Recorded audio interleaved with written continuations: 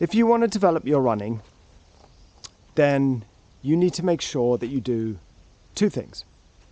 One, run slowly, much slower than you think you should be running your slow sessions.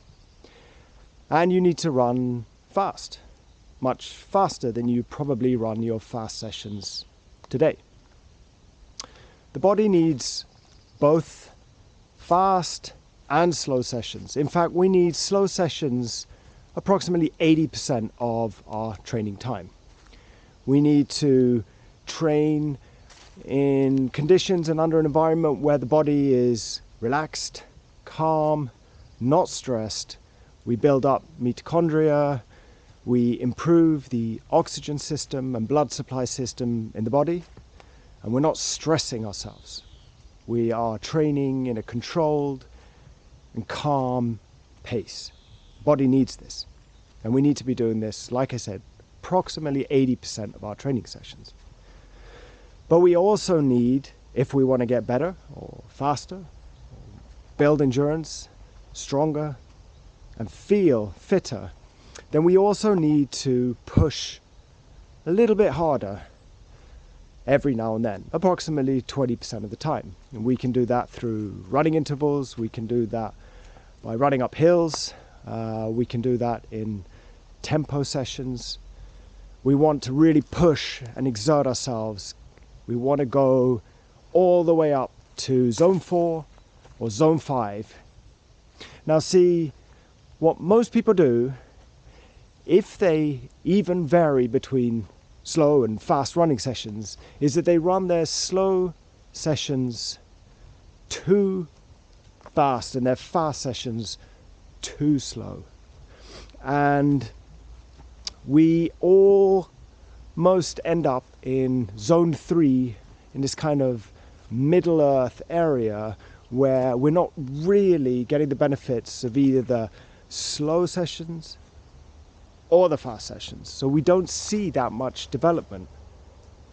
So, advice from me to you is that next time you go for a run, ask yourself, is this a slow, recovery,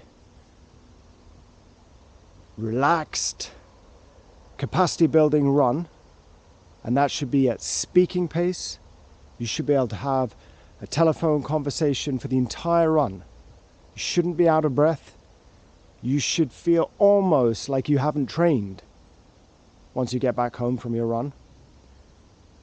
Or is this a session where I'm going to push my boundaries, I'm going to go up to those higher zones, I'm going to be huffing and puffing and feeling,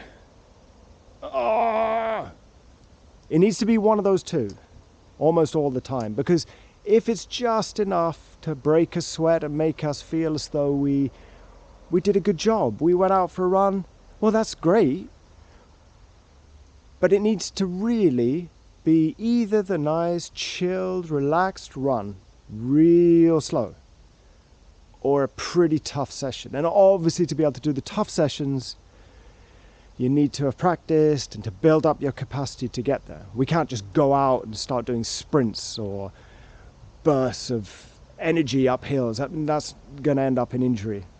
We have to slowly build our way up there. But ultimately, when you go out for your runs, they should either be really tough and challenging, based on your capacity, or really chilled and nice.